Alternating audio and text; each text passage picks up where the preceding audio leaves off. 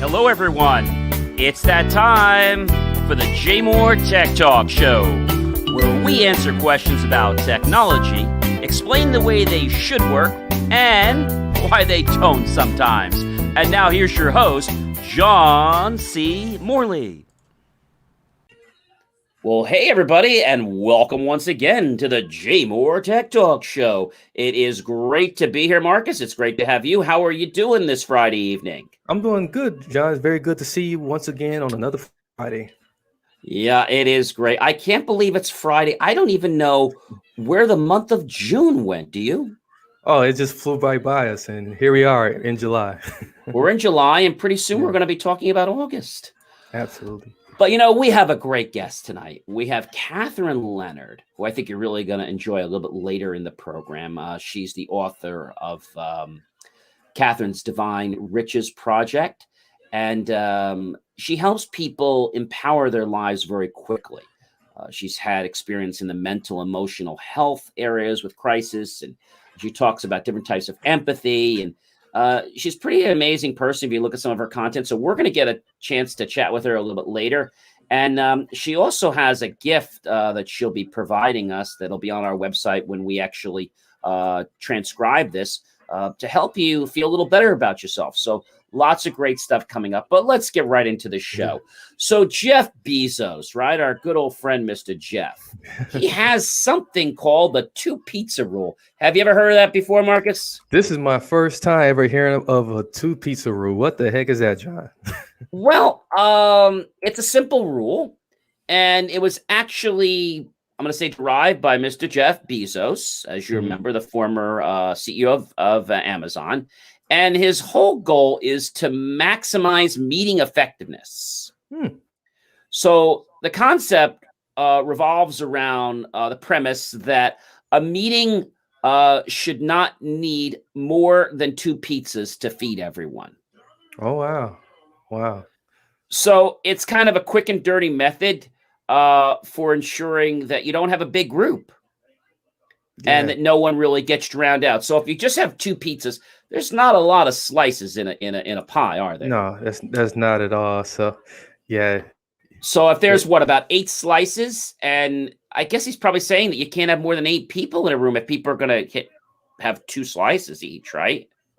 Well, he doesn't want a meeting more than 8 people. Yeah. And that makes total sense. You know, I can see where, you can get a lot more done with just 8 people. So, that's the 2-pizza rule. So if you're having problems in your business, or if you're having problems in your family, maybe it's time to implement the 2-pizza rule.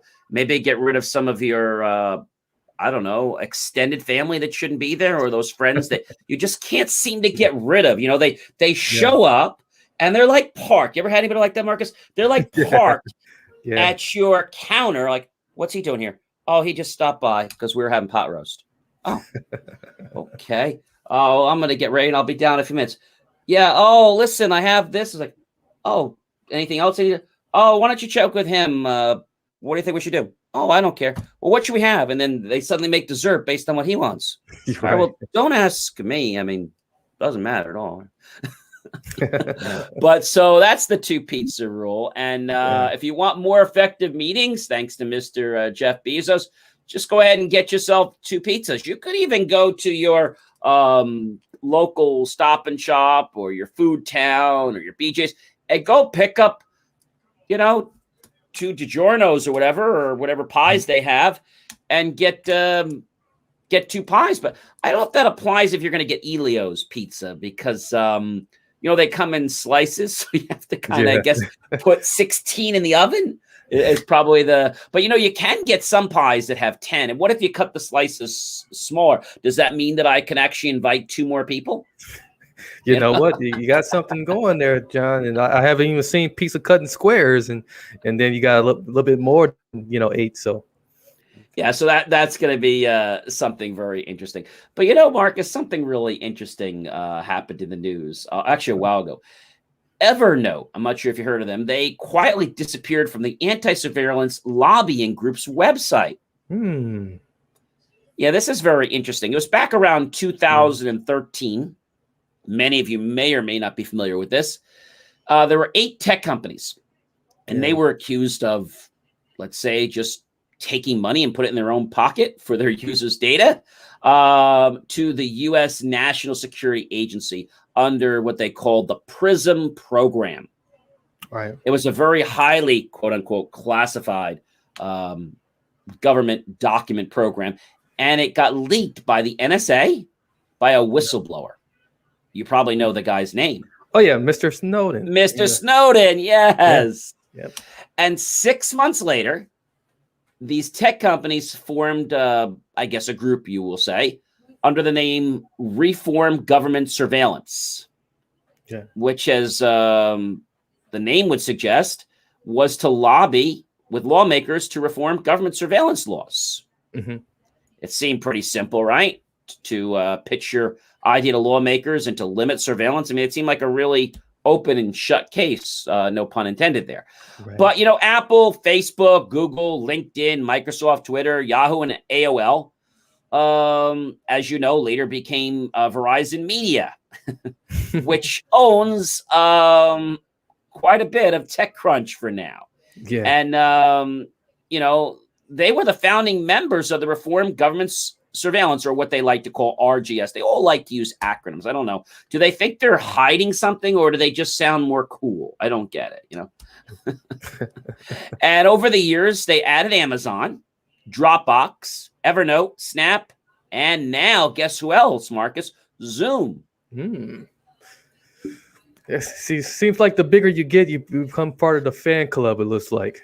Yeah, you become part of the community. The boy club. The boy club. Yeah, the boy club, yes. There we go. But then around 2019, like we didn't have enough to deal with the pandemic, Evernote quietly disappeared from RGS's website without any warning. But strangely enough, nobody noticed it for 2 years, not even Evernote. So that means that it wasn't Evernote's idea to leave the website. Right. And I want to make a quote.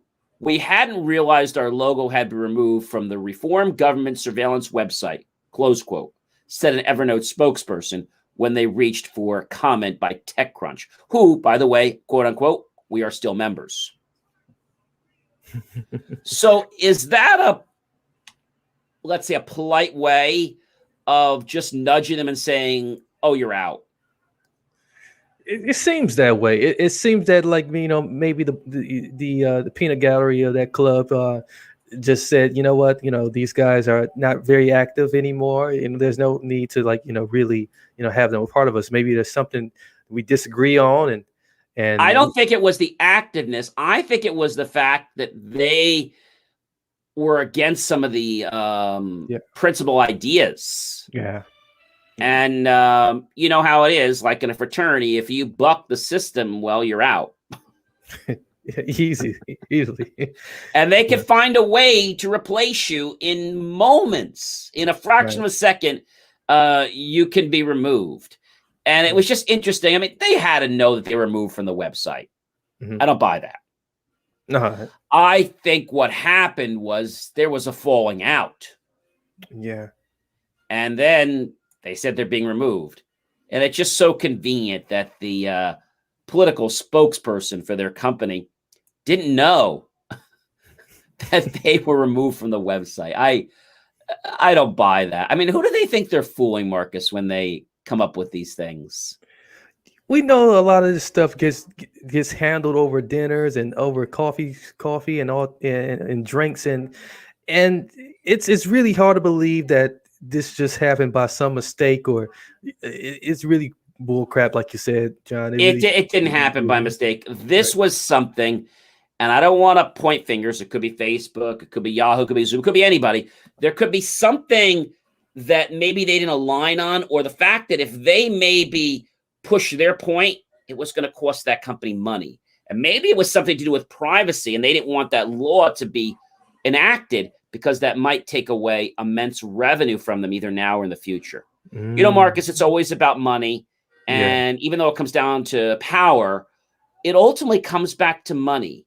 Ego and money. Those are the two things that I think can drive almost anybody apart. Yeah, very easily. And with the household names that we see on this list here, it's very easy to see how egos can really collide without a drop of a dime. So. And if you don't agree, well, there's always another person for your seat. Literally. So our next guest is pretty amazing. Her name is Catherine Leonard, and she's the author and founder of Catherine's Divine Riches Project, Life Empowerment Fast Tracks for Life Change. And she is going to share some insights with us and give us a few tips on what she discovered for herself and overcoming a devastating life, because she had a lot of challenges, I understand, from looking at some of her information. And hopefully how these challenges that she's had the opportunity to be part of, to share with us, so that many of us won't fall into these same traps, and hopefully they can help us. Mm-hmm. We'll learn about some of the shocking statistics. We'll learn a little about empathy and some critical things that I think we need to know about ourselves. Please help me welcome, ladies and gentlemen, tonight to the J. Moore Tech Talk Show, Ms. Catherine Leonard. Thanks. Well, welcome, Catherine. It is a pleasure to have you here on the J. Moore Tech Talk Show this evening. Thank you, John. I'm so happy to be here with you. We're going to learn a lot of great things. With the pandemic, I don't want to say behind us, but definitely, let's say, a little bit further behind than it was before. I think the most important thing is that people are trying to get some sort of solvency, right? That's what they're trying to get right now. And the problem is people are just looking for hope, aren't they? They just want some type of hope to be able to get a little bit better, I think, than where they were before. And I guess when we talk about this is having a pretty big effect, isn't it, on the global and mental, emotional crisis in the world? What can you tell us about that, Catherine, how that's affecting us, maybe with some numbers or some statistics? How is this actually affecting our world? Yes, John. Well, absolutely. I found some really interesting statistics. In November 2019, the American Heart Association CEO Roundtable commissioned a study, and it was called Mental Health, a Workforce Crisis. And they found that 1 in 5 workers are dealing with some kind of mental or emotional health challenge. The World Health Organization went on to say that stress is the pandemic of the 21st century on a global basis. And it was said to cost U.S. businesses $3 billion a year. And the thing is those stats were from before the pandemic. So, did you have a comment on that? Yeah, I'm just blown away with those numbers, Catherine. I mean, they're astronomical. Oh, but wait, John, because a year later, in November 2020, there's a study came out by 2 Harvard economists.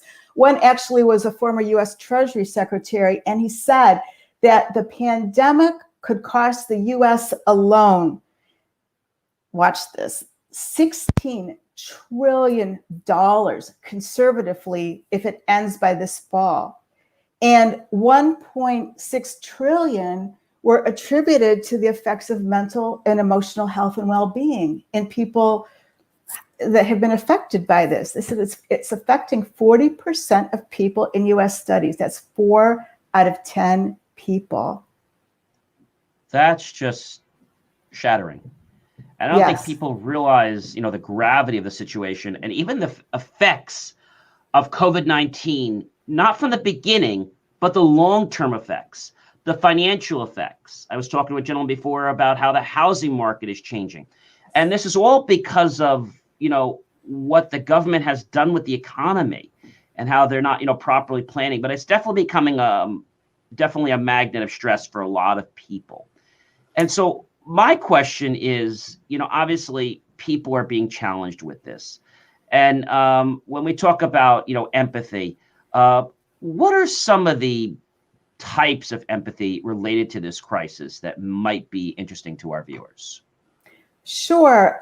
Self-care is something really important in light of the effects of this on everybody. And the thing is nobody really knows what the ripple effect is going to be from the pandemic as we go forward, not only economically, but again, from the mental and emotional health and well-being standpoint, because we've had not only the pandemic, but Black Lives Matter, the Capitol siege, politics, COVID, and the wars that are going on in the world. So we're all being bombarded with this in the media, day after day, this trauma. And the thing is something that can help people with this is to understand and be able to apply the different types of empathy. First of all, empathy is briefly defined as being able to relate to something that someone is going through. So again, we're seeing the media images. A lot of us can relate to a lot of the what our people are going through. So as a point of self-care, if you can remember, there are two kinds of empathy. There is emotional empathy, when you actually are feeling the pain that someone is going through. And then there's compassionate empathy, whereas you can relate and maybe understand to what someone is going through, but you don't go down the spiral with them. And it's from that space that you can offer help in some way if you would choose to do so. So it's a much, much more healthy, much healthier way to operate from. Do most people, Catherine, understand these, I'm going to call them subdichotomies, or are they pretty much like pie in the sky if you were to ask just random people on the street about this? I think it is a distinction that most people are not aware of, and that's why I wanted to bring it to their attention to help them, because it's important for your own happiness and well-being to understand and practice the difference, because it doesn't help you and it doesn't help that other person to actually feel that pain. And most people really don't want you to. What they're looking for is your understanding and perhaps your help. So what we're talking about is, I guess, by embracing yourself to make yourself a little more centered, and so that you can focus on kind of going within when there's so much noise and chaos outside. I know that can become a little bit challenging to just, shut the mind down and try to go within. I know I've loved to meditate for many, many years, and also having a degree in clinical hypnosis. It's amazing what the mind does, but some people, I think, are a little scared of the mind, aren't they? The great unknown territory. Absolutely. I think the best thing, maybe not is to understand the mind, but to be able to manage your feelings and emotions. And does that make sense? It does. When I graduated college, I went back several years to get my second degree. And what I found out is I learned all the coding and the nomenclature and the language to program computers and technology, but I didn't know the language of the brain, which is what I studied neurolinguistic programming and then got clinical hypnosis. And what I realized is it's just a language. And so when you understand the language or the modality, I'm going to call it, of the brain, it's actually not that complicated. But a lot of people don't want to harness that. I'll agree with that. And I think, something important to understand also is the effect of negative emotions, what that has on us and our ability to cope with our day-to-day situations. It's important to understand how you're feeling and how you're able to be present for yourself and others. So when you have these negative emotions, and that starts with that big bad F word, which is fear, which we've all seen a lot of over the past year or so, it affects your goals, your intentions, the happy things that you want in your life. And so that's why it's important to keep yourself centered. And an example what I like to give is that if you think about something that you need or want in your life that would bring you happiness, whether it's a relationship or money or health, and it's on its way, it's on its way to you, it's coming down the street, it's coming to your door like an Amazon truck, and you throw those orange cones into the road and detour signs. That's what it's like when you have negative emotions. And so they just delay the good that's on its way to you, coming to you. So if you can get yourself centered, remain centered as much as possible, it keeps you in that more positive space in order to bring those things to yourself. I love that analogy. And one thing a lot of people may not know is a reticular activating system, in that it was actually designed so that we could actually be able to stay alive and to hunt. And so when we use it, whether we choose to use it or not, it's still activated. And I always say to people, what's your favorite color? And they give me a color, and I tell them, that's great. And there are a lot of cars with that color. Like, yeah, there are. Why drive a white car? Oh, there aren't that many white cars. But I think there are a lot of white cars. So there's actually the same amount of white cars as there are their color. It's just that what you're focusing on. So I think when you become centered is a really good way of understanding how our reticular activating system, or I like to call it our sensor, is giving us a perspective of the world and all these different possibilities that we can tie into. But if we're not open to these possibilities, they just sort of go past us like a little bump in the road. Exactly. I have a personal experience I'd like to share on that, John. Sure.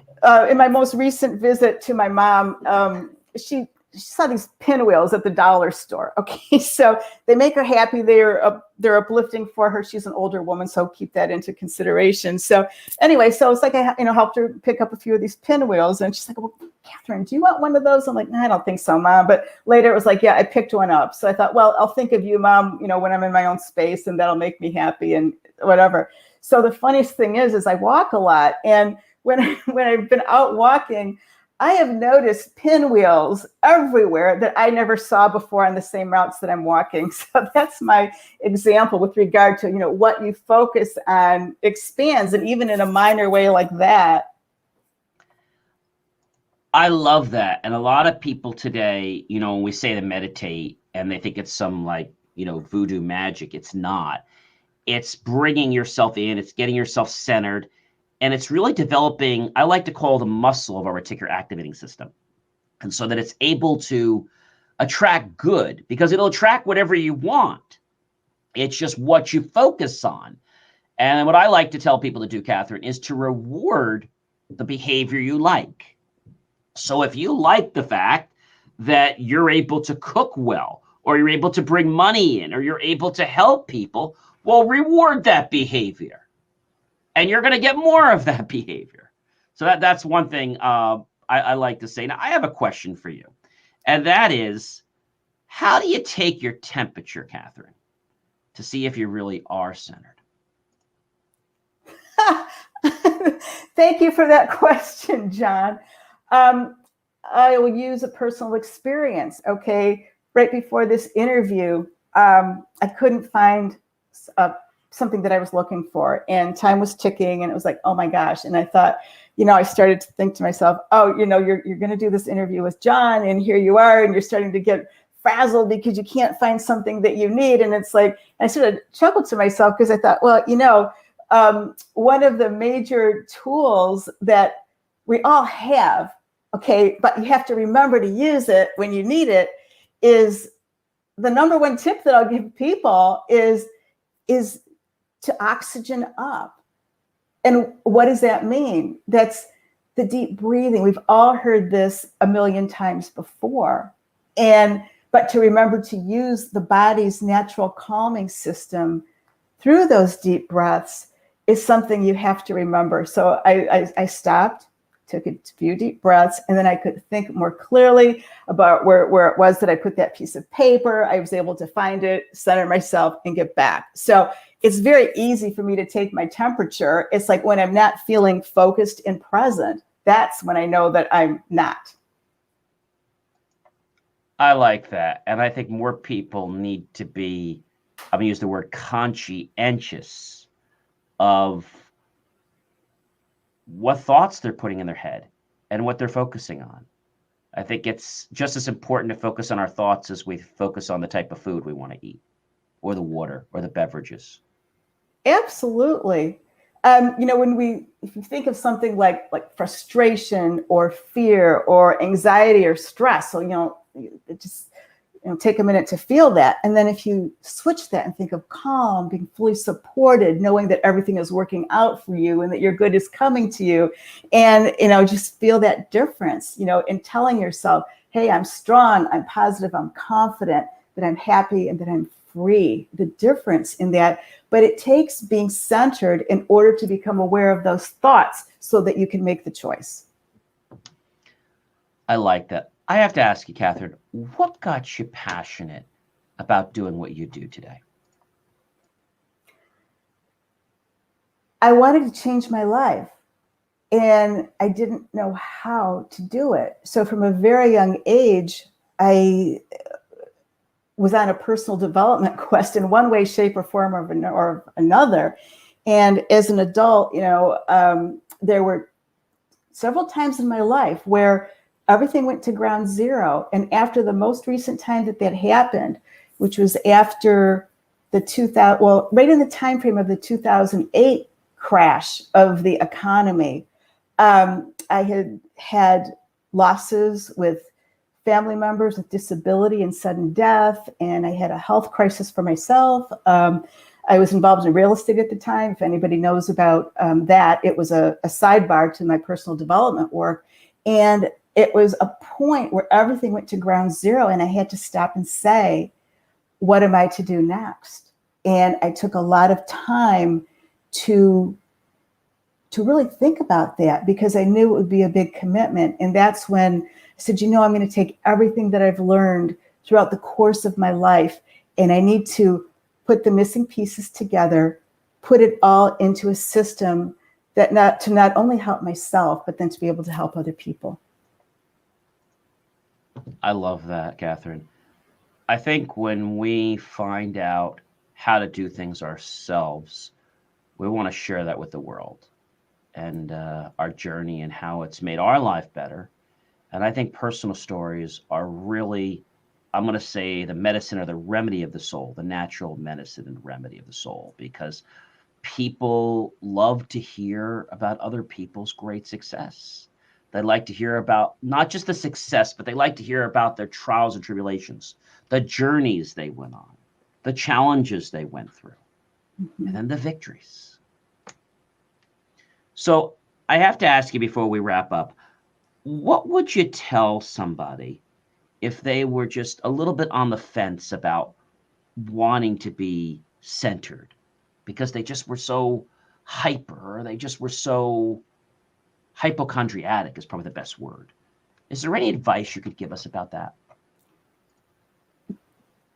How much time do we have, John? Because what I'm wondering, I'm going to go back to, if you feel like you're skidding off the runway, whether it's a little bit or a lot, just start with the breathing. It's something anybody can do. It's not going to cost you anything except your time and your attention. And there's a simple technique. If we have a few minutes, but I'll check with you first on that, John. It's the simplest way that I found to do this breathing, and it's box breathing. If anyone has heard of that before, it's where you envision the shape of a square box, and you breathe up. You're tracing an outline of the box. So you breathe up to a slow count of 4, in through your nose. You draw a line in your mind, of course. Pause that breath for 4 seconds and exhale out, going down the other side of the box.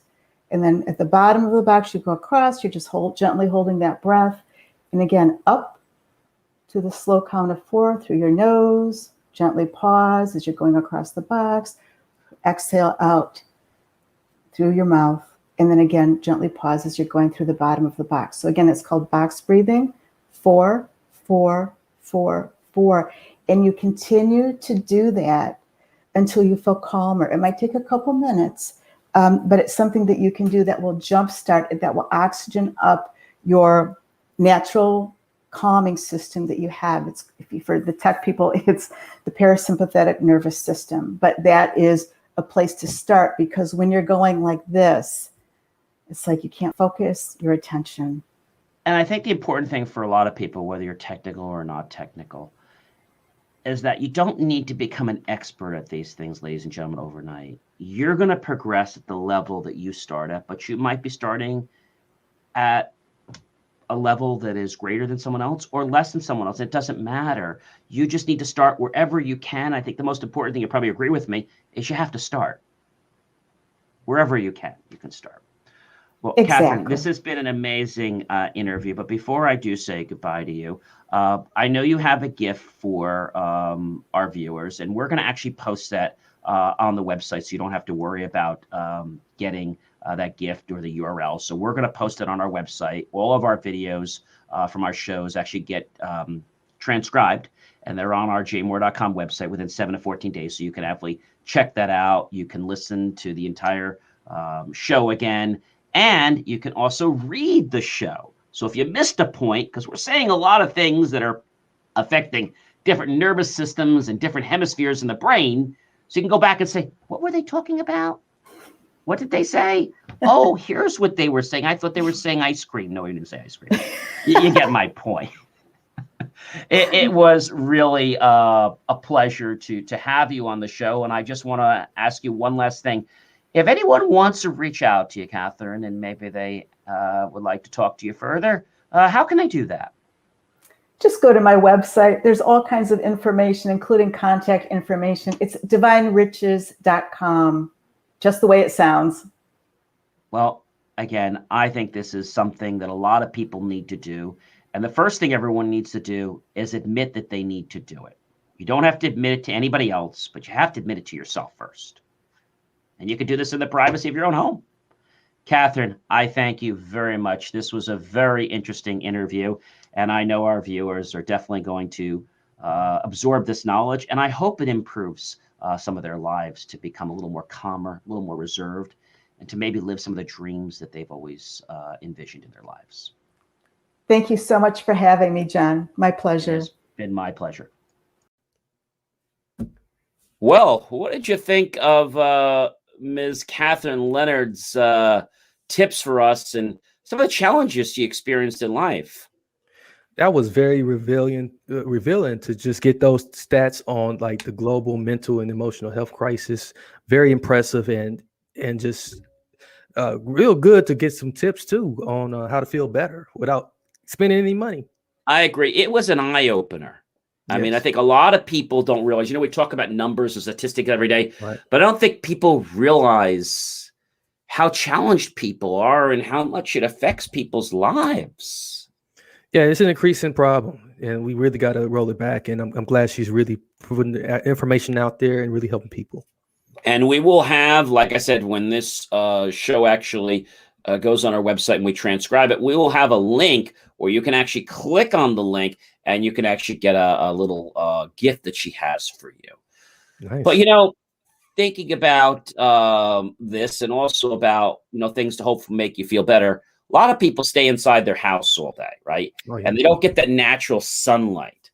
People have those lights that you could put on so that hopefully you can feel a little better. But I know when you've all had this challenge before, sometimes you don't feel great or whatever mood, and you just don't feel the greatest. It doesn't happen that often, but it has to do with the humidity. It has to do with the state of, let's say, the world in, right, how things are going. It also has to do with actually the amount of Wi-Fi and the amount of interference you have. So when you combine all these together, it can play a little havoc on your body and make it hard to navigate. Sometimes you feel like you just don't want to even do anything, and it's not your body that doesn't want to do anything. It's a false sense you're getting because of an effect that's happening in the universe. Exactly. You're so right. I didn't felt that before and been there, and it's a growing problem. So I'm glad you pointed that out, John. It is. And I know sometimes, when, you have a challenging day and people are like, oh my gosh, I don't know how many. I was just like, okay, this day was a little challenging. This is just today. This day is going to be wrapped up. Tomorrow's going to be a better day. This was just something. This day was maybe not as great as I wanted to be, but you get them once in a blue moon. And I think the important thing to realize is that you're going to get tomorrow. It's not a time for people to say, okay, I had enough with life. And incidentally, we're not really talking about a suicide in general, but I do want to bring this up.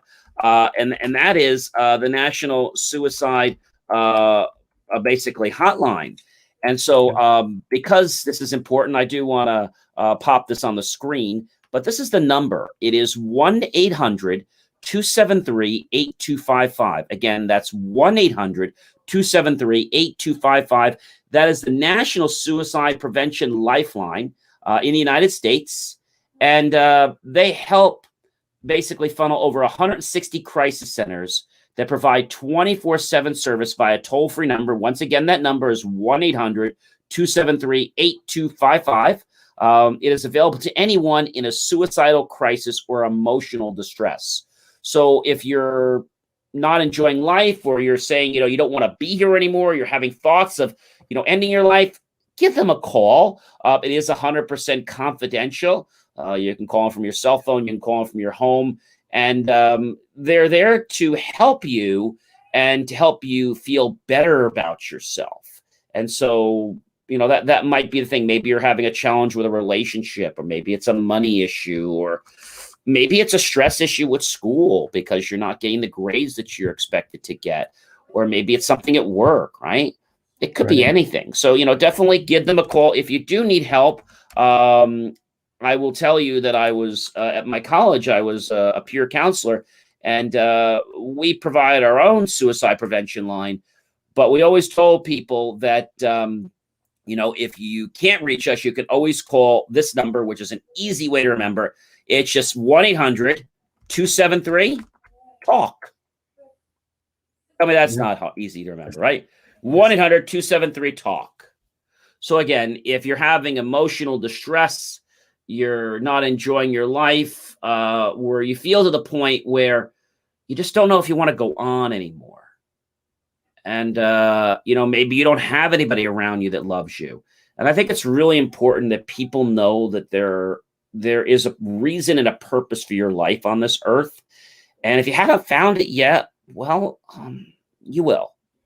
Right. But there's no reason to take your life, or anyone else's for that matter, because you're having an experience that's just something you can't deal with right now. All right. So important stuff. But, thinking about, sitting home, a lot of people watch TV, don't they?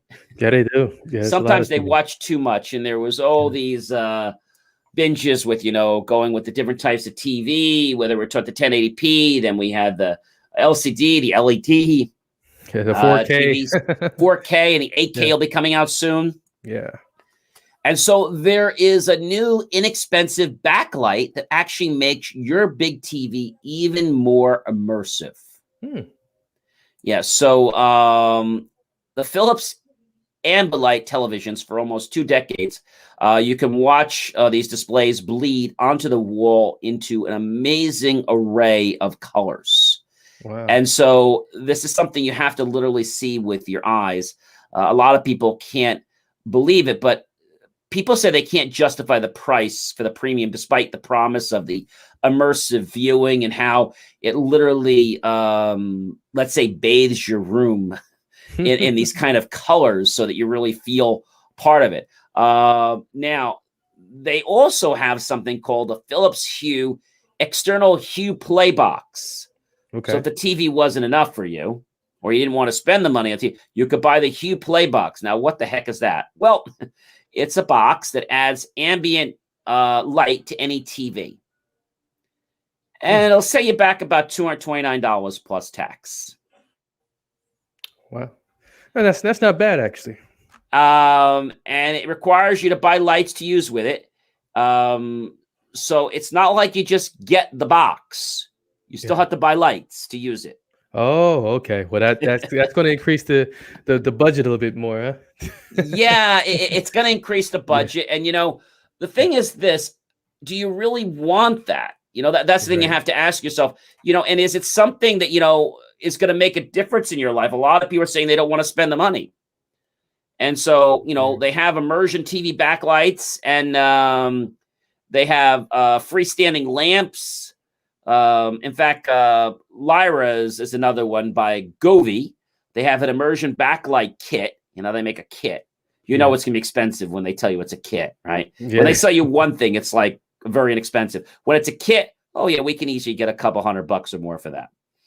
Uh, and they claim that it's got a budget price to ignite your dreams. So it could transform this bland living room into what they call, and I quote unquote, a hyper-chromatic party. It starts at $80, and sometimes it's less if you find it on sale. Okay. It includes all the components you need to make it work right off the TV shelf. It's called the Govee Immersion Kit.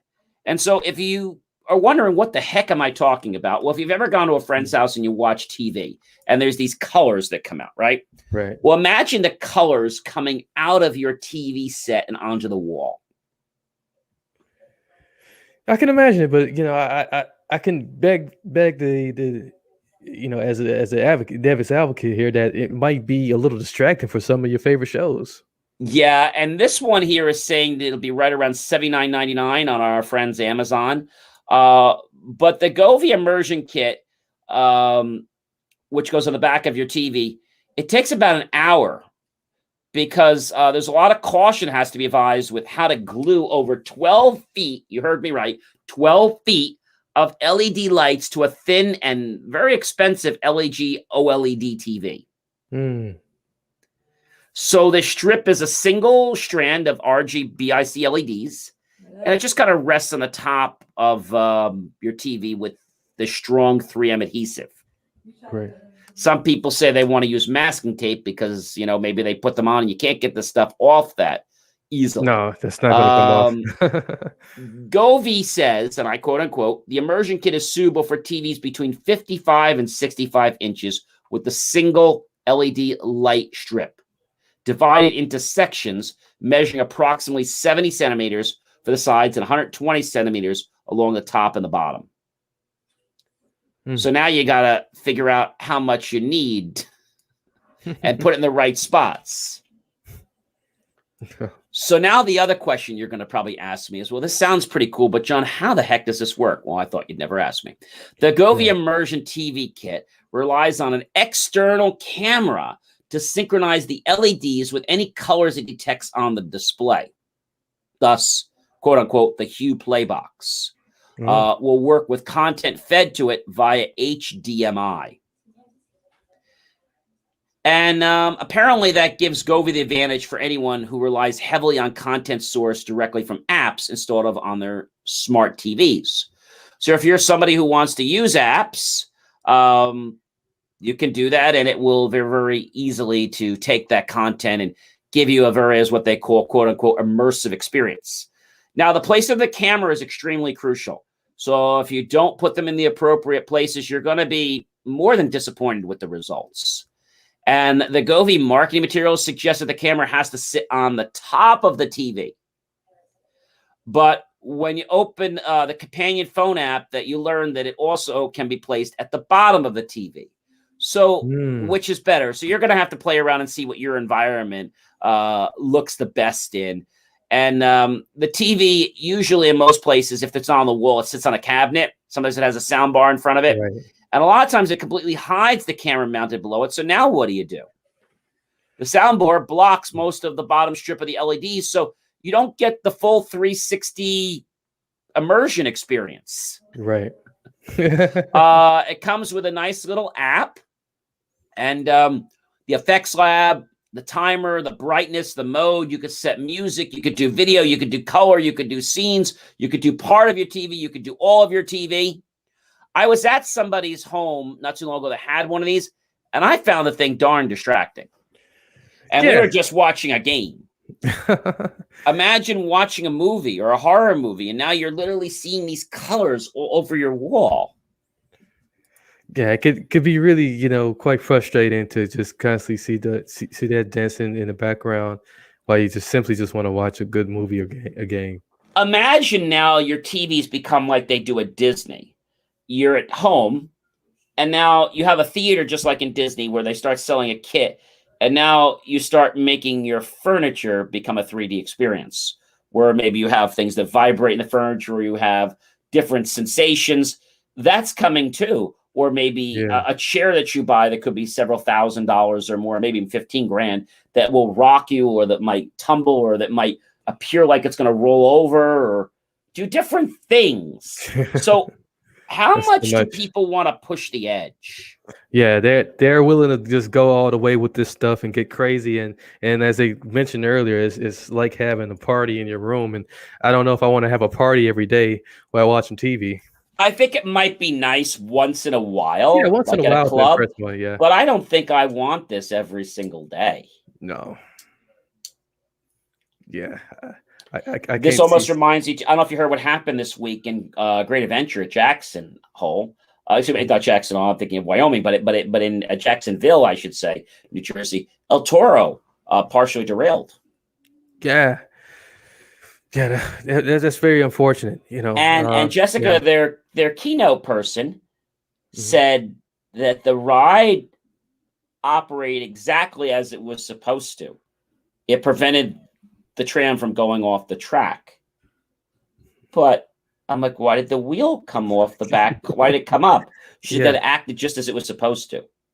But now the commission for the rides and amusements have mandated that ride actually be taken offline until proper repairs are made and until they issue a statement that it can be reopened by the manufacturer.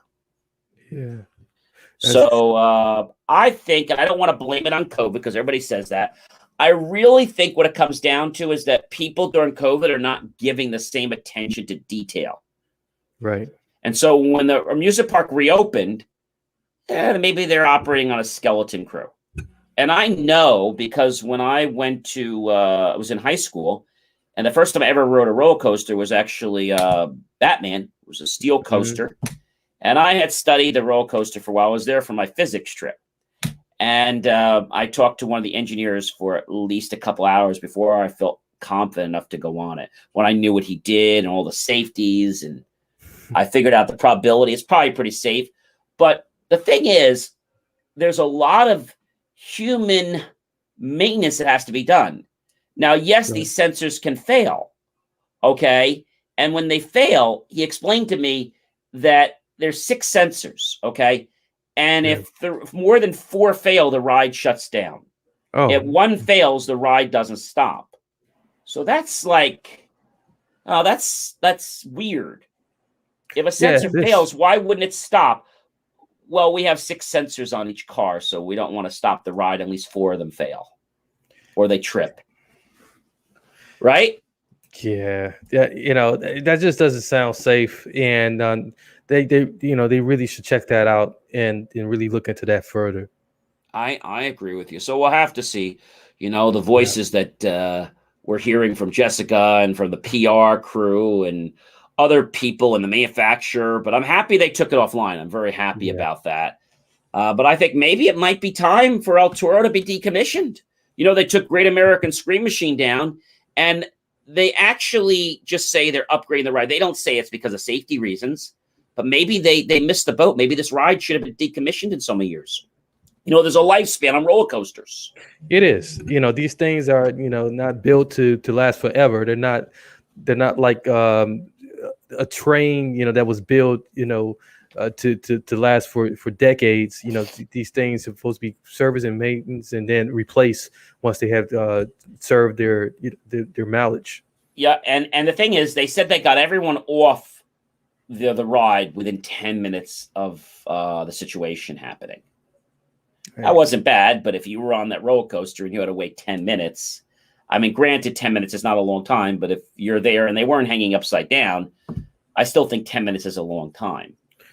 Yeah, just be sitting one place, I don't think you can be landing on a plane and be sitting in the runway for a while, but sitting on the top of a hill or on the bottom, and some of those people could have been on the top of a hill. Yeah. Some of them might have been down and they didn't care, but some of them might be on the top. Yeah, that's just not acceptable.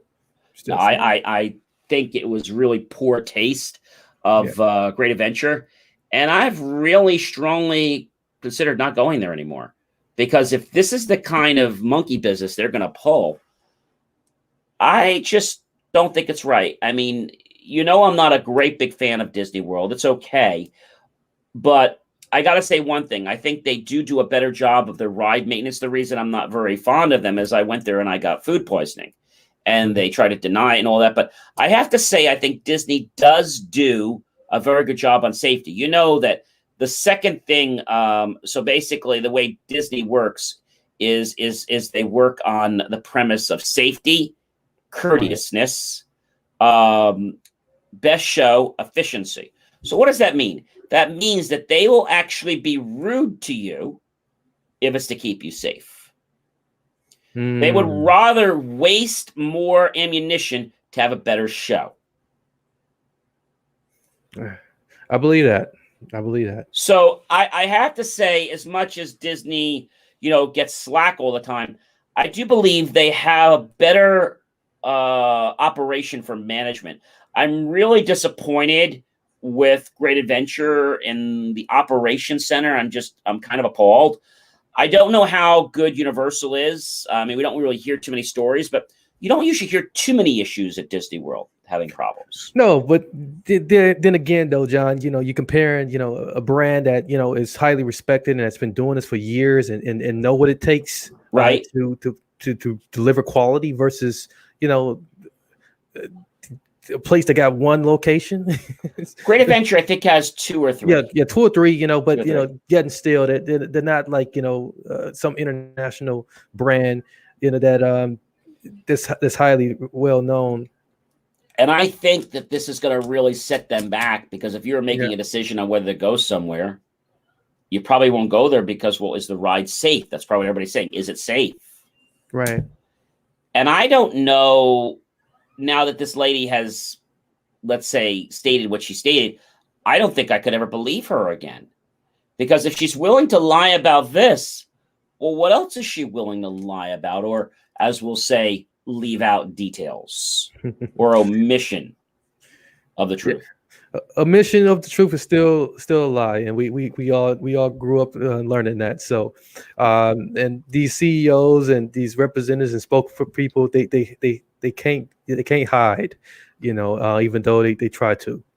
Speaking about voices and hearing things, how would you like to go to your local, I don't know, food store or grocery store or department store, and you hear a whisper in your head telling you to buy something? What would you think if you heard that? If you heard something in your head, what's the first thing that would go through your head if you were at a store and you thought you heard something in your head? I will immediately say, is it Halloween yet? My question is, have you gone nuts? And the answer is no, but the advertising agencies have. And so I think they're stepping this up a little bit too much. And so what they're actually starting to do, don't be surprised, if it's not Halloween, if you get little suggestions of like, buy peanut butter, buy milk, I mean, just little things like that, or buy chocolate, just little, and they're going to be whispers. So they're not going to seem like, the whole concept is to make it seem like it's you thinking about it. And a lot of people are going to be like, oh, I guess I should buy that. My subconscious is telling me to buy that. I should buy it. I think it's dirty. It is. It's very dirty. It's really bad. I mean, Coca-Cola, these other companies are not really to not blame, because I'm not a Coke drinker, but what they do in the movie theaters when they start the movie up, what do? They pour the soda. They do the same thing. Yeah, and then they tell you that subliminal advertising doesn't work. Baloney. Yeah, when they show you something like that, it causes a craving for you to want to go get something. Yeah. And I don't know. Somebody told me something very interesting today, Marcus, that we might have heard the story. You can lead a horse to water, but you can't make him drink. Right? Okay. Yeah. I heard something I never heard before. What's that, John? You can lead a horse to water, but you can't make him drink. But you can lead a horse to water and you can make him drink. So when I heard this with a person, I was like, no, you have it wrong. I was like, it's you can lead a horse to the water, but you can't make him drink. It's like, no. You can lead a horse to water and you can make him drink. I said, well, that's not how it works.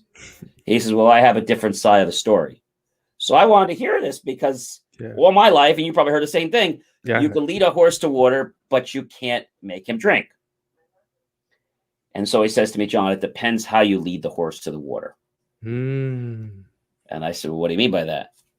So he said to me, he says, you put salt in your hand and you have the horse take your salt and you take your palm and you're walking toward the water. It takes the salt and now the horse is very thirsty. So now the horse drinks. Oh yeah, that's a good one there. That's really compact, and it really illustrates what's happening here too. So I like that. I mean, isn't that kind of like crazy? It's crazy. I just like, I mean, I was like, when I heard, I'm like, oh, so it's in the delivery. Yeah. That's kind of like saying if you go to get a car, buy or lease a car, you can bring a person to the dealership, but you can't make him buy. You could bring a person to the dealership, but you can make him buy. So what do you do? I mean, how do you? It's a similar thing. I think it's the same thing. It's just what you're using to motivate the person. Right. But we all know when you go to a restaurant and they have free appetizers, right? Mm-hmm. But you got to pay for the drinks. Yeah. And the appetizers are always salty. Yeah. So they know what they're doing. Yeah. Could you put a little less salt in the popcorn? Could you put a little salt? Oh, yeah, it's a mix. We can't control it. Oh, and drinks are how much? $12? How much to the drink? And water? Oh, we don't have free water. Well, do you have water? Oh, yeah, we have water. Same price as soda. It's $7. Okay. Per glass? Well, we just have bottled water. Oh. The small ones like that is $7. We only have one size. Last story I'm going to tell you. I went to a place locally. I'm not going to mention their name to destroy their innocence, which they really aren't innocent. I went to this place to have lunch. They make like homemade pizzas and whatnot. Mm-hmm. And I wanted, I drink this water. So I got my RO, I got water, which was filtered. And then they had, so the lady says to me, she says, would you like water? And I said, yes. She didn't tell me that there's filtered, non-filtered. And so she opens a bottle, pours the water. Let's just say my pizza was, I don't know, $10. Okay. I get a bill. Okay. No joke. I get a bill. How much do you think I get a bill for? I have about 3 bottles of water that they keep, they're big. I keep drinking the water. How much do you think I get a bill for? Yeah, I mean that bill shouldn't have been no more than $20, huh? $31. Oh wow, that's a ripoff. $10 for the pizza, and it's $7 for the bottled water. Oh man. Yeah. But the filtered water is free. So I won't go back there. I said, what? Oh, you didn't tell us you didn't want the bottled water. Well, you didn't ask me. Oh, we always serve the bottled water unless you tell. I said, well, it should be the other way around because I have to pay for it. Well, that's how we do it. We just serve the premium water first. So something's wrong, obviously with that picture, but I don't know. It's just going to have to see what happens. But, another interesting little story, we always say that everything should be silent, right? Right. And so here's one time, the Marcus, when being silent might be deadly. There's a guy in Pakistan and he sits quietly in his cubicle with his remote control or his control on his actually on his computer because he has a drone and he's controlling it from his computer. But this drone, Marcus, is silent. Oh, wow. Until it comes on its prey and it launches an ambush of weapons, and then you hear it firing the ambush and killing people. Oh, no. So I'm wondering something, Marcus. Is it going to be a law that drones can't be quiet so they don't sneak up on people like that? Yeah, and the fact that they had ammunition on a drone, I was like blown out of the water. I think that's everyone's fear, is the fact that like these drones will be weaponized and that like they'll be coming out of the sky just like, sneaking up on people that, that are targets. Well, not to scare you, but the military already does have drones. Yeah, they do that. They're militarized. Yeah, but bringing that here, where stateside and making it a civil thing. I mean, the FAA is going to be all over this. You know that. Yeah, yeah, of course. So, of course, it happened in Pakistan. It's not going to happen in the United States. Yeah. The guy would have been in jail if he did. Oh yeah, oh yeah. But everything they do in Pakistan, they could do whatever they want. Yeah. And it's a very weird place. Like, the only place I know that the power goes out and they have no way to work all day. But I don't believe half the time the power goes out there. I think they just make excuses between the power going out and them saying that somebody's in the hospital. It's just like a common thing with them. You know, I think it's their work ethic over there.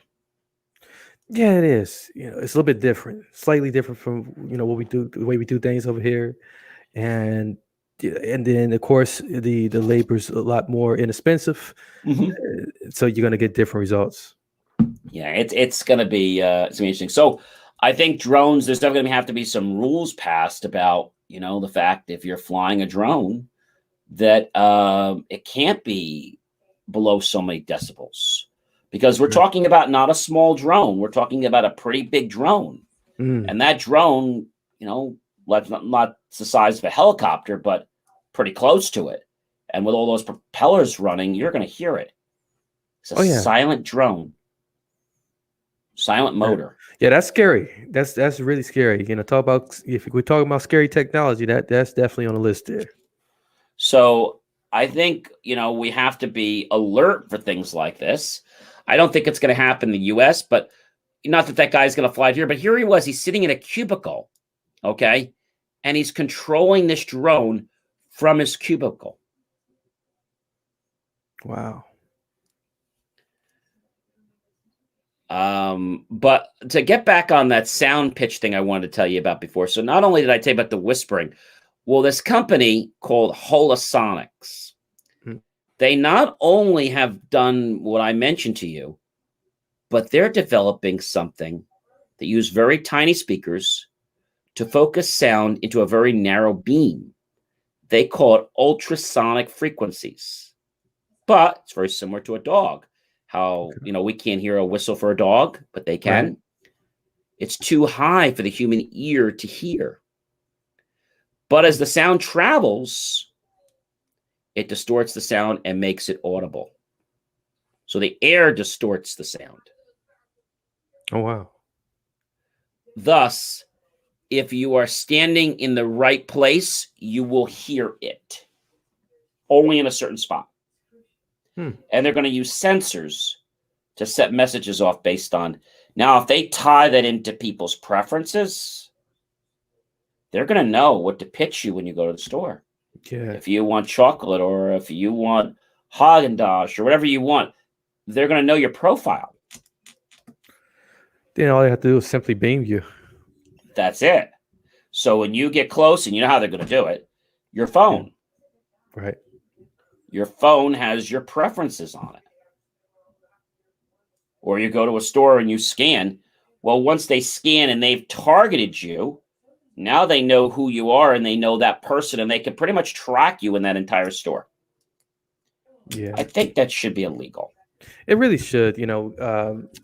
We're becoming too vulnerable to give up so much of this free data unknowingly to these companies so they can weaponize it against us in a way for them to fill up their pockets with more of our money. Well, it has come to that moment, Marcus, that we're at the top of our hour, and we're done with our show for tonight, unfortunately. But listen, if you have a product or you have an idea for our show, you can visit jmor.com, click on the reach up button on your top right. Let us know what product you have. You will have to donate it to us and send it to us, of course, prepaid. You also cannot pay us to tell us what you want us to say about your product. Thus, if you're sending us a lemon and you want us to try to make lemonade out of it, I suggest you keep your product. But if you want the truth revealed about the product, then by all means, reach out to us. If you have an idea for a show or you'd like to be a guest on a show, you can click on the apply to be a guest on our website under the reach out section, and you need to follow the process. It is all automated. You do need to go through the process, and it makes sure people understand what's required, including signing the media release and stuff like that. But we really do look forward to having great guests on our show that are going to be about education. And the way it works is you'll put a pitch together for us. Our pre-pitch team will look at it and see if it's something our producers would like to look into. If it is, we'll invite you for a vetting. If not, we'll thank you.